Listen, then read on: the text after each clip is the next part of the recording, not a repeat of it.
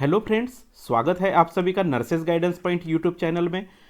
So friends, MNS मतलब क्या? Military nursing services. Okay, तो मिलिट्री नर्सिंग सर्विसेज की वैकेंसी का एक नोटिफिकेशन आ चुका है, जैसा कि आप स्क्रीन पर वो नोटिफिकेशन देख सकते हैं।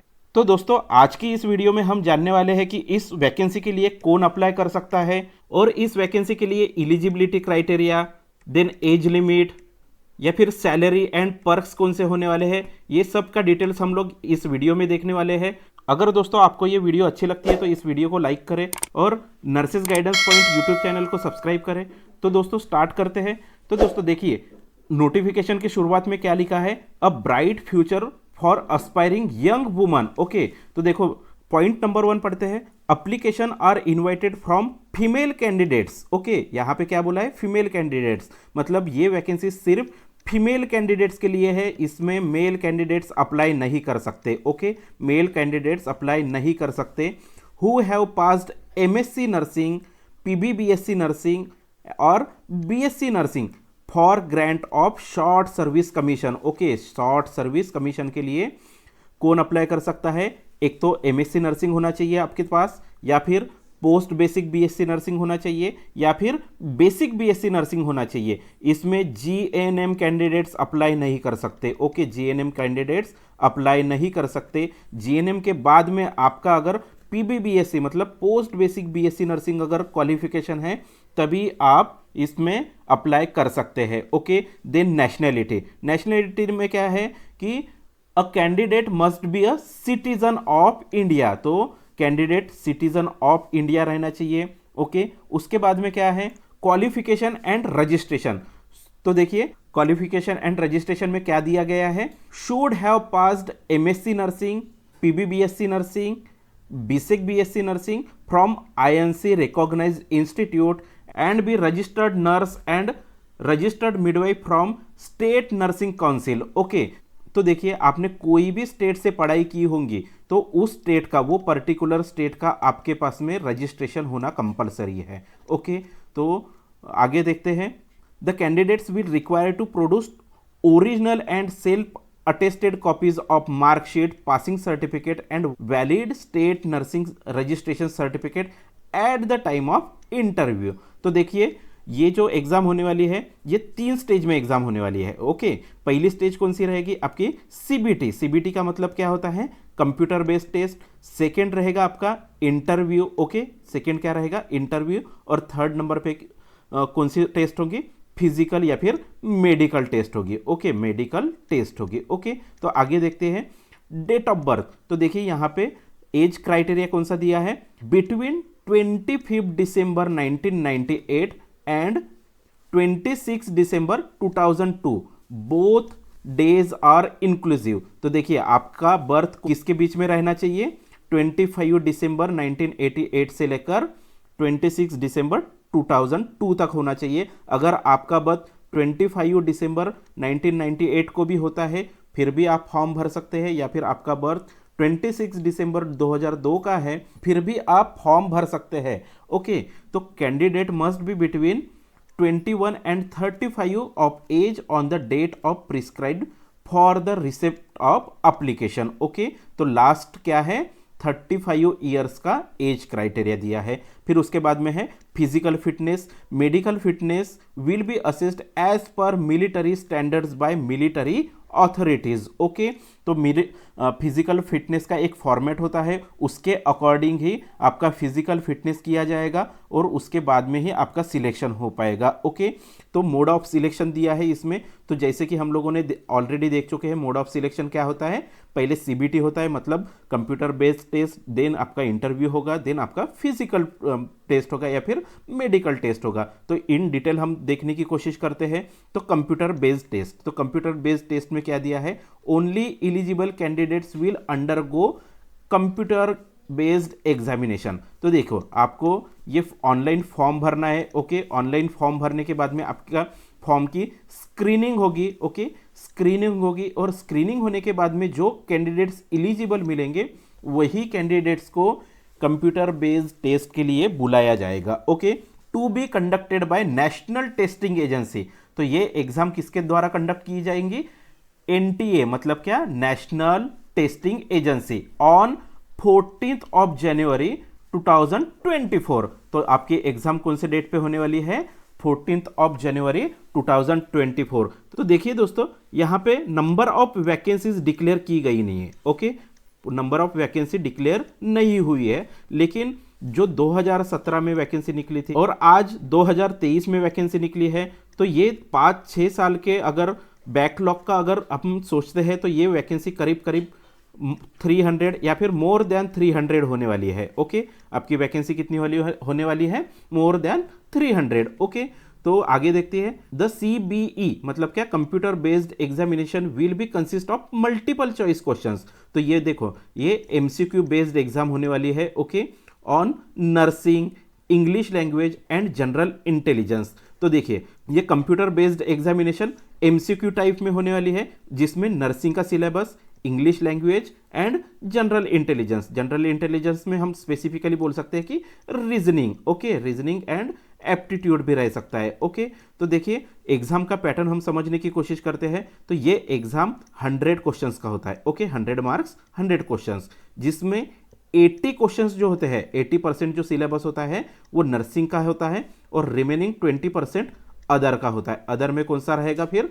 इंग्लिश लैंग्वेज और general intelligence. Okay, general intelligence. Okay, आगे देखते हैं। There is no negative marking. देखो, ये एग्जाम में नो निगेटिव मार्किंग नहीं है, मतलब आप 100 में से 100 क्वेश्चन अटेम्प्ट कर सकते हैं। अगर आपको क्वेश्चन का आंसर आता भी नहीं है, फिर भी आप क्वेश्चन अटेम्प्ट करके आना है। Okay, the qualifying marks for CBE is 50%। तो देखो 50% ये ऑल कैटेगरी के लिए है। देखो, आप SC है, ST है या फिर ओपन है, OBC है, डजेंट मैटर, आपको 100 में से 50% मतलब 50 मार्क्स लेना कंपलसरी है to get eligible for interview. Okay, तो आगे देखते हैं। The candidates will be able to view their own score card at NTA website. Okay, तो देखिए आपकी एग्जाम होगी, एग्जाम होने के कुछ दिनों बाद आप अपना खुद का स्कोर कार्ड देख सकते हैं। ओके, कहां पे देख सकते हैं? NTA के वेबसाइट पे। और NTA की वेबसाइट क्या है? www.nta.ac.in। Okay, the list of qualified candidates who are short listed for interview in order of the merit will be published on the join Indian army website. Okay, www.joinedindianarmy ये वाली website पे जो लोग qualify कर पाएंगे interview के लिए, उन लोगों की लिस्ट पब्लिश की जाएगी। Okay, and NTA website. Okay, दोनों भी वेबसाइट पे आपको लिस्ट देखने को मिल जाएगी। Okay, with the instruction for interview की, इंटरव्यू के लिए जो कुछ इंस्ट्रक्शन रहेगी वो लिस्ट के अंदर में दी जाएगी। ओके, फिर है इंटरव्यू। ओके, नेक्स्ट स्टेप क्या है? इंटरव्यू। तो देखिए, ये इंटरव्यू सोलोली दिल्ली में कंडक्ट होने वाला है। ओके, आप अगर कोई भी करस्पॉन्डेंस या फिर क्वेरीज रेज करते हैं तो उसे एंटरटेन किया जाएगा नहीं कि मेरा होम टाउन बेंगलोर है तो मुझे बेंगलोर में मेरा इंटरव्यू बेंगलोर में होना चाहिए, या फिर मेरा होम टाउन मुंबई है तो मेरा इंटरव्यू मुंबई में कंडक्ट करो। ऐसा नहीं होगा। आपका इंटरव्यू सिर्फ और सिर्फ दिल्ली में ही होगा। और कौन से बेसिस पे? इन ऑर्डर ऑफ मेरिट। ओके, तो देखिए अभी तो नंबर ऑफ वैकेंसीज डिक्लेयर हुई नहीं है, तो उसके अकॉर्डिंग अगर इन फ्यूचर जो कुछ वैकेंसीज डिक्लेयर होंगी उसके 1:10 रेशियो के करीब करीब आपको इंटरव्यू के लिए बुलाया जाएगा। क्यों 1:10 के रेशियो में? देखिए, कंप्यूटर बेस्ड में जो लोग पास होंगे उनका इंटरव्यू होगा, उसमें से भी कुछ लोग शॉर्ट लिस्टेड होके मेडिकल बोर्ड एग्जामिनेशन के लिए जाएंगे, उसमें भी शॉर्ट होके फाइनल सिलेक्शन लिस्ट लगाई जाएगी। ओके, इसलिए आप टेंटेटिवली ऐसा समझ के चल सकते हैं कि 1:10 के रेशियो में इंटरव्यू के लिए बुला सकते हैं। ओके, तो आगे देखते हैं। Thereafter the candidate will be subjected to medical examination. The process of interview and medical examination में टेक 3 to 5 days। ओके, तो ये 3 से 5 दिन आपको लग सकते हैं interview and medical examination. So arrangement for accommodation will be individuals responsibility. इसमें आपको आपका अकोमोडेशन मैनेज करना है, आप कहाँ पे रहने वाले हैं, कैसे रहने वाले हैं, ये आपकी रिस्पॉन्सिबिलिटी रहेगी। ओके, तो इसमें नोट दी गई है। नोट में क्या लिखा है? No correspondence queries in this regard will be entertain. तो ऐसा होगा नहीं कि आप बोलेंगे कि मुझे मेरे कन्वीनियंस के हिसाब से अकोमोडेशन प्रोवाइड करो या फिर मेरे कन्वीनियंस के according venue of interview set करके दो, तो ये पॉसिबल नहीं होगा। ओके, फिर थर्ड स्टेज है आपकी मेडिकल एग्जामिनेशन। ओके, तो मेडिकल एग्जामिनेशन में देखिए क्या क्या लिखा गया है, the physical fitness selected candidates will be finally determined by medical board under arrangement made by the office of DGFMS। Okay, medical examination में क्या इंक्लूड किया गया है, x ray examination of the chest and USG of the abdomen will be done. Okay, तो x ray और USG होने वाला है। ओके, नेक्स्ट क्या दिया गया है, pregnancy will be a cause of rejection. Okay, जो लेडी प्रेग्नेंट होगी, ओके, ANC मदर होगी, उसे रिजेक्ट किया जाएगा while under going medical examination. Okay, medical examination में जो लेडीज प्रेग्नेंट है उसे रिजेक्ट किया जाएगा। देन है the lady candidate will be considered fit 24 weeks after uncomplicated vaginal delivery. Okay, जो नॉर्मल वजाइनल डिलीवरी होती है, अगर अनकॉम्प्लिकेटेड नॉर्मल वजाइनल डिलीवरी है तो ऐसे कैंडिडेट्स को आफ्टर 24 वीक्स कंसिडर किया जाएगा। ओके, आगे है 12 वीक्स आफ्टर MTP अबॉर्शन। जो लेडी का अबॉर्शन या फिर MTP हुआ है वैसे लेडी को 12 वीक्स का रिलैक्सेशन पीरियड दिया जाएगा और 12 वीक्स के बाद में उन्हें कंसिडर किया जाएगा। और आगे है 52 वीक्स फॉलोइंग अ सीजराइन सेक्शन। देखो, जिसका सीजराइन सेक्शन हुआ है ऐसी लेडीज को 52 वीक्स का टाइम ड्यूरेशन दिया गया है। ओके, कितने वीक्स का टाइम ड्यूरेशन दिया गया है, 52 वीक्स का टाइम ड्यूरेशन दिया गया है। Candidates declare fit unfit will be informed by the president of the medical board including procedure of requesting appeal review medical board. Okay, आगे दिया गया है final selection only required number of the short listed candidates as per vacancy and the merit. Okay, जितनी vacancy रहेगी उतने ही लोगों का final selection होगा, ऐसा बोला गया है।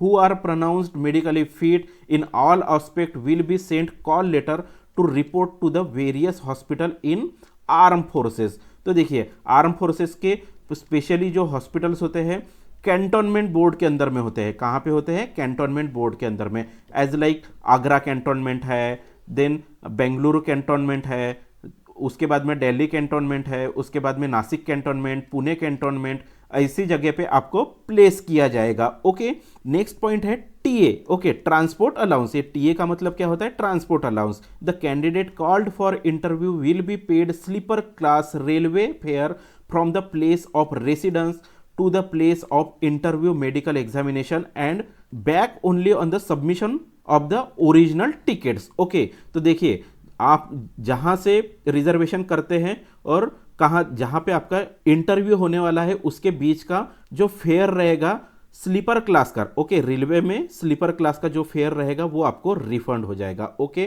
तो उसके लिए आपको क्या करना है, आपके ओरिजिनल रिजर्वेशन टिकट्स सबमिट करना पड़ेगा। ओके, उसके बाद में हम लोग देखते हैं the candidates called for interview if found not in the possession of documents as per eligibility criteria will be rendered ineligible to appear for the interview and the selection is liable to be cancelled।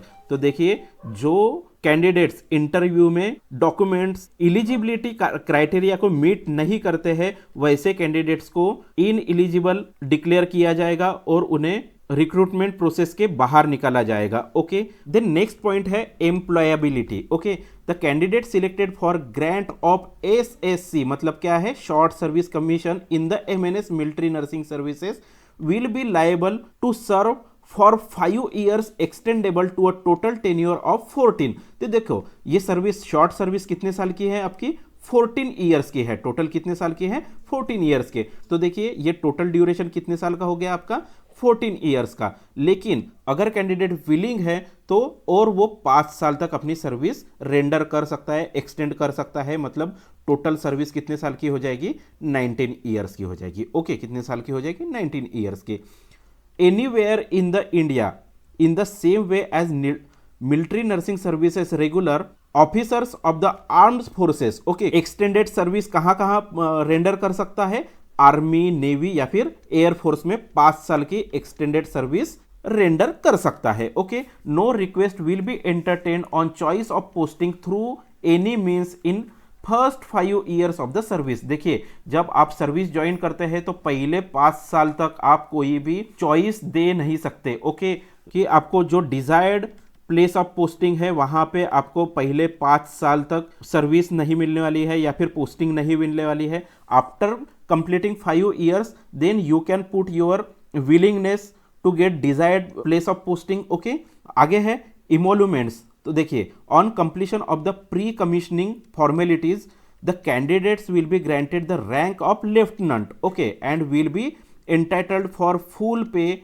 and allowances admissible to lieutenant as per military nursing services pay matrix, and additional benefits like entitled ration, accommodation and allied facility will be offered। तो देखिए, जो emoluments में क्या है, as per MNS पे matrix. तो as per MNS पे matrix आपका ग्रेड पे होने वाला है 5,400 रुपीज का। ओके, ग्रेड पे कौन सा है, 5,400 रुपीज का।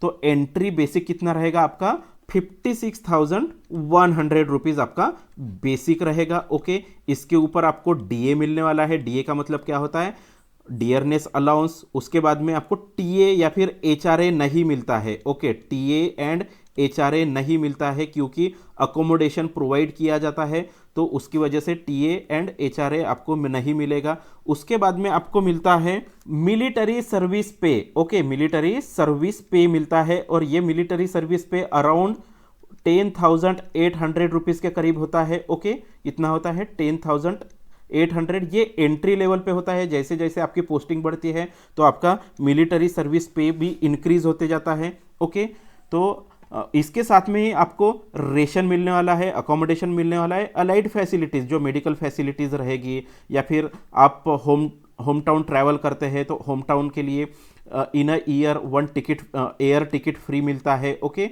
और ये जो टिकट रहता है ये 2 फ्रो टिकट रहता है, 2 एंड फ्रो टिकट रहता है, मतलब जाने आने का आपको होम टाउन जाने आने का once in a year ticket free मिलता है। साथ ही में आपके पास में कैंटोनमेंट का कैंटीन कार्ड भी मिलता है। कैंटीन कार्ड में आप अपनी ग्रोसरी सब्सिडी रेट्स पे परचेस कर सकते हैं। ओके, फिर नेक्स्ट पॉइंट है प्रमोशन। तो देखिए, इसमें प्रमोशन का एक क्राइटेरिया दिया गया है। तो प्रमोशन कैसा है, promotion of short service commission nursing officer is under. तो पहला जो आपकी एंट्री रहेगी, जब जिस दिन आप सर्विस ज्वाइन करेंगे तो आपको पोस्टिंग कौन से मिलने वाली है, लेफ्टिनेंट की। Okay, on completion of 3 years, जब आपके 3 साल लेफ्टिनेंट की पोस्ट पे कंप्लीट हो जाएंगे तो आपको कैप्टन की पोस्ट दी जाएगी। ओके, कौन सी पोस्ट दी जाएगी, कैप्टन की। ओके, जब कैप्टन की पोस्ट के टोटल 8 ईयर्स कंप्लीट हो जाएंगे, कितने ईयर्स, टोटल 8 ईयर्स कंप्लीट हो जाएंगे तो आपको मेजर की पोस्टिंग दी जाएगी। ओके, कौन सी पोस्टिंग दी जाएगी, मेजर की। तो ये हो गया एसएससी, मतलब क्या है, शॉर्ट सर्विस कमीशन। तो अभी सेकेंड क्राइटेरिया दिया गया है, पीसी का क्राइटेरिया दिया गया है। कौन सा क्राइटेरिया है, पीसी। पीसी का मतलब क्या होता है, परमानेंट कमीशन। ओके, तो देखिए, promotion for permanent commission nursing officer is under. तो देखिए, प्रमोशन कैसे होता है, इसमें डिपार्टमेंटल एग्जाम थ्रू होता है। ओके, कौन से एग्जाम थ्रू होता है, डिपार्टमेंटल एग्जाम थ्रू होता है। जब आपकी सर्विस 2 to 3 ईयर्स की कंप्लीट हो जाएगी, ओके, 2 to 3 ईयर्स की सर्विस कंप्लीट हो जाएगी, तब आप डिपार्टमेंटल एग्जाम के लिए इलिजिबल हो जाते हैं। ओके, डिपार्टमेंटल एग्जाम के लिए इलिजिबल हो जाते हैं। जैसे ही आप डिपार्टमेंटल एग्जाम क्लियर करते हैं तो पहली पोस्टिंग आपको फिर से लेफ्टिनेंट की दी जाएगी। ओके, कौन सी पोस्टिंग दी जाएगी, लेफ्टिनेंट की। लेकिन यहां पे आपका बेसिक चेंज हो जाएगा और आपको हायर बेसिक पे प्लेस किया जाएगा। ओके, जब आपके 3 साल कंप्लीट हो जाएंगे परमानेंट कमीशन में तो आपको कैप्टन की पोस्टिंग दी जाएगी। उसके बाद में आपके 8 साल कंप्लीट होने के बाद में मेजर की पोस्टिंग दी जाएगी, और 16 साल कंप्लीट होने के बाद में लेफ्टिनेंट एंड कर्नल की पोस्टिंग दी जाएगी। ओके, कौन सी पोस्टिंग दी जाएगी, लेफ्टिनेंट एंड कर्नल की। तो ये आपके एज के 60 ईयर्स तक आप सर्विस रेंडर कर सकते हैं। ओके, देखो, परमानेंट कमीशन में आप 60 ईयर्स तक आपकी सर्विस रेंडर कर सकते हैं, लेकिन जो शॉर्ट सर्विस कमीशन था इसमें आप सिर्फ 19 ईयर्स की सर्विस कम कर सकते हैं। ओके, देखिए, जब किसी पर्सन को अगर जॉब क्विट करना है, रिजाइन करना है, तो वो कब जॉब रिजाइन कर सकता है, तो देखो, जब ये जो 5+5+4 जो दिया गया है ना, तो ये पहला बॉन्ड जो रहेगा अपना आपका पहला जो बॉन्ड रहेगा वो 5 साल का रहेगा। ओके, दूसरा बॉन्ड जो रहेगा वो भी 5 साल का रहेगा और तीसरा बॉन्ड जो रहेगा 4 इयर्स का रहेगा। जब तक के आपका फर्स्ट बॉन्ड कंप्लीट होता नहीं है तब तक के आप अपनी सर्विस रिजाइन कर नहीं सकते। ओके, सर्विस रिजाइन कर नहीं सकते। जब आपके 5 इयर्स कंप्लीट हो जाएंगे उसके बाद ही आप अपनी सर्विस रिजाइन कर सकते हैं, या फिर आपको अगर विद इन 5 इयर्स आपकी सर्विस टर्मिनेट करना है या फिर रिजाइन करना है, आपको जॉब छोड़ना है, तो उसके लिए आपके पास में स्ट्रॉन्ग ग्राउंड्स रहना चाहिए। एज लाइक आपके फैमिली में किसी को टर्मिनल इलनेस है, वो ग्राउंड्स पे आप सर्विस रिजाइन कर सकते हैं, या फिर आपका खुद का एक्सीडेंट होता है और आप डिसेबल होते हैं तभी भी आप रिजाइन कर सकते हैं।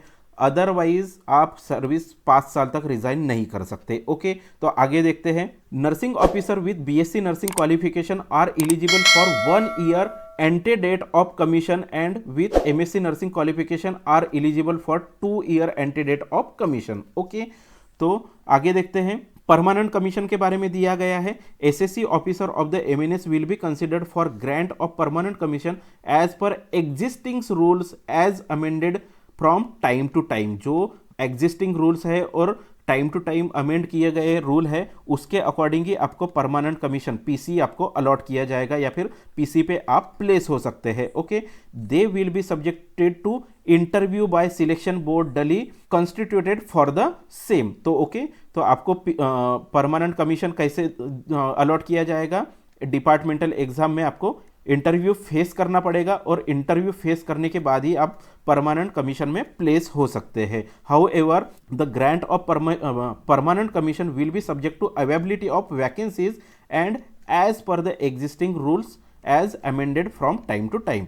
ओके, नेक्स्ट पॉइंट है हाउ टू अप्लाई। तो ये वैकेंसी के लिए आपको अप्लाई कैसे करना है ये दिया गया है। तो application will be hosted on the website of national testing agency. Okay, देखिए एनटीए की जो वेबसाइट ऑफिशियल वेबसाइट रहेगी उसके थ्रू आपको ऑनलाइन अप्लीकेशन करना पड़ेगा। और एनटीए की वेबसाइट क्या है? www.nta.ac.in। Okay, the detailed information for filling up the application form, payment of the application fees, admit card and subsequent processing will be available on the same website। तो जो application form की जो details रहेगी या फिर admit card, application fees, जो कुछ subsequent processing है वो सब कुछ एनटीए की वेबसाइट, मतलब कौन सी वेबसाइट है? www.nta.ac.in पे अवेलेबल होगी। Okay, candidate must apply online through www.nta.ac.in which will be accessible from 11th of December 2023 to 26th of December 2026। तो आपको आपके ऑनलाइन एप्लीकेशंस कब से स्टार्ट होने वाले हैं? 11 दिसंबर 2023 से एप्लीकेशन स्टार्ट होने वाले हैं ऑनलाइन एप्लीकेशंस। और आप कब तक भर सकते हैं? 26 दिसंबर 2023 तक आप अपना ऑनलाइन एप्लीकेशन भर सकते हैं। Okay, it is the duty of the candidate to ascertain their eligibility before filling up the application form. तो देखिए ये आपकी ड्यूटी है कि आप एलिजिबिलिटी क्राइटेरिया मीट करते हैं या नहीं, फुलफिल करते हैं या नहीं, उसके बाद ही आपको ऑनलाइन एप्लीकेशन भरना है। Okay, candidate should provide an active email ID and 2 active contact number while filling the form. आपके पास में एक वैलिड एक्टिव ईमेल आईडी होना चाहिए और 2 एक्टिव कॉन्टैक्ट नंबर्स रहना चाहिए। ओके, उसके बाद में क्या दिया गया है? The candidates will have to pay amount of 900 rupees. Okay, exam fees कितनी रखी गई है यहाँ पे? 900 रुपीज। देखिए इसमें 900 रुपीज फॉर विच कैटेगरी ऐसा स्पेसिफिकली मेंशन किया गया नहीं है। तो इसका मतलब क्या हो सकता है? 900 rupees SC candidate, ST candidate या फिर ओपन ओबीसी कैंडिडेट सबको पे करना पड़ेगा। ओके, सबके लिए इक्वल फॉर्म फीस रहेगी और कितने रुपीज की रहेगी? 900 रुपीज की फॉर्म फीस रहेगी। Okay, as application processing fee to NTA. Then क्या है? Admit card for the computer based examination can be generated online only from the NTA website. देखिए एनटीए वेबसाइट के अलावा कहीं पर भी आपका एडमिट कार्ड जनरेट किया जाएगा नहीं। तो आपको आपका एडमिट कार्ड कहाँ से डाउनलोड करना है? एनटीए की वेबसाइट से करना है। ओके, उसके बाद में आपको यहाँ पे ओरिजिनल डॉक्यूमेंट्स की एक लिस्ट दी गई है और ओरिजिनल डॉक्यूमेंट्स के साथ में आपको एक attested copy of the documents भी चाहिए eight the time of interview. तो इंटरव्यू के लिए आप कौन से डॉक्यूमेंट्स कैरी करने वाले हैं? मैट्रिकुलेशन सर्टिफिकेट, देखिए 10th का जो डिप्लोमा जो रहेगा, या फिर आपके पास में स्कूल लिविंग सर्टिफिकेट रहना चाहिए। ये किस लिए रहना चाहिए? Indicating the date of birth. तो as a proof of date of birth आपके पास में मैट्रिकुलेशन सर्टिफिकेट या फिर आपकी स्कूल लिविंग सर्टिफिकेट रहना चाहिए, जिसके ऊपर आपका डेट ऑफ बर्थ मेंशन होना चाहिए। ओके, फिर उसके बाद में है valid state nursing registration certificate, upgraded MSc nursing, PBBSc nursing, basic BSc nursing course. Okay, तो आपके पास में कोई भी स्टेट, जो स्टेट से आप बिलोंग करते हैं उस स्टेट का रजिस्ट्रेशन होना कंपलसरी है। फिर उसके बाद में है MSc nursing, PBSc nursing, BSc nursing certificates and all marksheets. तो आपके पास में first year to fourth year सभी मार्कशीट्स होना कंपलसरी है। उसके बाद में आपके पास में पासिंग सर्टिफिकेट होना कंपलसरी है। ओके, उसके बाद में degree certificate, okay, degree certificate होना कंपलसरी है। उसके बाद में अगर आपके पास में एनसीसी सर्टिफिकेट है तो आप एनसीसी सर्टिफिकेट दे सकते हैं, सबमिट कर सकते हैं। ओके, फिर उसके बाद में है character certificate issued by the gazetted officer. तो गैजेटेड ऑफिसर की तरफ से आपको कैरेक्टर सर्टिफिकेट्स प्रोड्यूस करना है। उसके बाद में है प्रूफ ऑफ इंडियन नेशनलिटी। तो इंडियन नेशनलिटी आप कैसे प्रूव कर सकते हैं? एक तो नेशनलिटी सर्टिफिकेट रहना चाहिए, या फिर डोमिसाइल सर्टिफिकेट, या फिर वोटर आईडी, आधार कार्ड, पासपोर्ट, या फिर एनी अदर प्रूफ जिसके ऊपर नेशनलिटी क्लियरली मेंशन्ड है, ऐसा प्रूफ आपको प्रोड्यूस करना है। फिर उसके बाद में है नो ऑब्जेक्शन सर्टिफिकेट। तो देखो ये एनओसी मतलब क्या है? नो ऑब्जेक्शन सर्टिफिकेट कौन से कैंडिडेट को कंपलसरी है? जो कैंडिडेट्स ऑलरेडी कोई भी सर्विसेज में, एक तो स्टेट सर्विस में या फिर सेंट्रल गवर्नमेंट की सर्विस में एज अ रेगुलर सर्विस में है, वैसे कैंडिडेट्स को एनओसी मतलब क्या? नो ऑब्जेक्शन सर्टिफिकेट्स प्रोड्यूस करना है।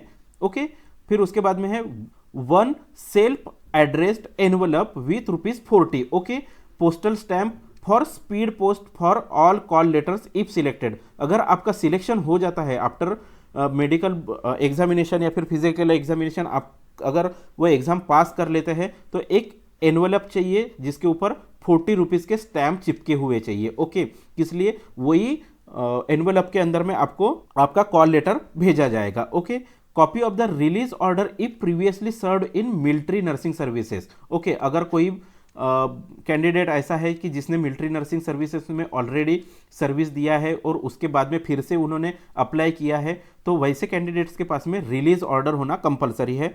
In case of change of name, copy of gadget notification, any other authority clearing highlights your name.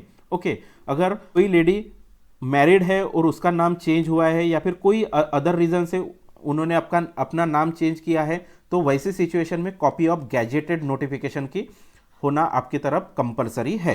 Okay, तो और बाकी भी कुछ इंस्ट्रक्शन है, उसमें 13 नंबर की इंस्ट्रक्शन इंपॉर्टेंट है, reason for rejection of online application. तो रीजन क्या हो सकता है ऑनलाइन एप्लीकेशन रिजेक्ट होने का? एक तो आपका incomplete application, submission of more than one application. देखिए, एक तो आप इनकम्प्लीट एप्लीकेशन भर रहे हैं या फिर एक से ज़्यादा बार आप अप्लाई कर रहे हैं, फिर उसके बाद में non submission of the application, या फिर आप रजिस्ट्रेशन करके रखते हैं और जो कंप्लीट बाकी की जो प्रोसेस है जो कंप्लीट नहीं करते हैं, सिर्फ रजिस्ट्रेशन के बेसिस पे आपको एंटरटेन किया जाएगा नहीं, आपका एप्लीकेशन रिजेक्ट किया जाएगा। ओके, और incorrect amount of application fee, जो 900 रुपीज़ एप्लीकेशन फ़ी है, आप 900 रुपीज़ पे नहीं करते हैं, आप कम फीस पे करते हैं, तो वो सिचुएशन में भी आपका एप्लीकेशन रिजेक्ट किया जा सकता है। ओके, अगर आपको कुछ क्वेरीज है तो आप जो ये नीचे एड्रेस दिया गया है, ये एड्रेस पे आप अपनी क्वेरीज रेज कर सकते हैं। ओके, तो दोस्तों ये वीडियो में बस इतना ही है। हमने इस वीडियो में जो एलिजिबिलिटी क्राइटेरिया या फिर एज लिमिट या फिर जो एग्जामिनेशन पैटर्न है वो हमने सब कुछ कवर कर लिया है। तो वीडियो आपको कैसे लगा ये हमें कमेंट बॉक्स में ज़रूर बताइए। अगर ये वीडियो आपको पसंद आया होगा तो इस वीडियो को लाइक करें, साथ में nurses guidance point YouTube channel को आप सब्सक्राइब करें, और दोस्तों चैनल सब्सक्राइब करने के बाद में बेल आइकन को प्रेस करना ना भूलिए ताकि आने वाली सभी वीडियो का नोटिफिकेशन आप तक जरूर पहुंच सके। तो मिलते हैं नेक्स्ट वीडियो में, तब तक के लिए जय हिंद, जय भारत।